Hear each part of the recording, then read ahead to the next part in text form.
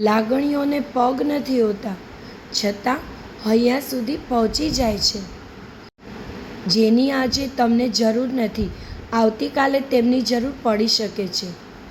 જેની આજે અવગણના કરો છો, કાલે ફરી સ્વીકારવું પડે. માટે હંમેશા સંબંધને મહત્ત્વ આપો.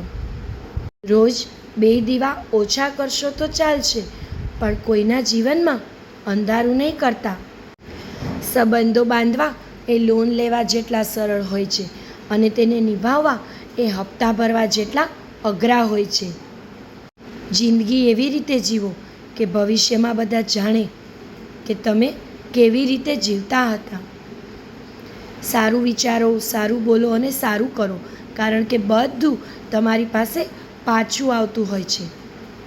કોઈને કયું માનવું એ તમારી મરજી છે, પણ કોઈનું માન જાળવવું એ તો તમારા સંસ્કાર હોય છે.